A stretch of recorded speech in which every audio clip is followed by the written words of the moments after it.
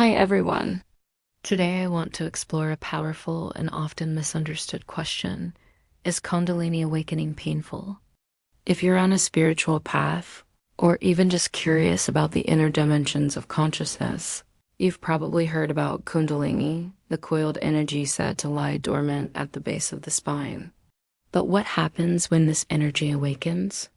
And more specifically, why do so many people report discomfort, emotional upheaval, or even physical pain? Let's unpack it together. First of all, what is Kundalini awakening? Kundalini is this energy that's located at the base of our spine, this coiling energy, if you will, that when awakened moves up our spine, opens up our chakras, and allows us to have more energy, more vibrant health, more creativity, more inspiration, more connection to our purpose. It's really the activation of our full human potential. However, this energy, when it starts moving and flowing, can bring up some stuff. You see, this energy is moving through our chakras, these energy centers along our spine, and it can bring to the surface whatever we have stored in those chakras. So if we have some emotional wounds around our heart, that might come up when this energy is flowing through our heart chakra. Or if we have some old traumas stored in our solar plexus, that might come up when the Kundalini energy moves through that chakra. So it's not necessarily that the Kundalini is causing the pain. It is more like the pain or the discomfort is coming up because of the flow of this Kundalini energy. Think of it like an inner plumbing project. When you turn on the water to go fix something, sometimes there's like a geyser of like crap that comes up, and that is kind of what happens with the awakening process. Sometimes there's some stuff that gets brought up, but it's only there to be healed. So yes, the Kundalini energy can be painful for some people. It can be uncomfortable. It can cause some serious issues, if you will. And that's usually because of a lack of preparation, either physically, emotionally, or spiritually. You see, we're not taught about this energy. In fact, most of us are taught that it doesn't even exist. So when it starts moving, we don't know what's happening. We haven't prepared ourselves for it, so we don't know how to work with it. So it can create chaos. It can create discomfort.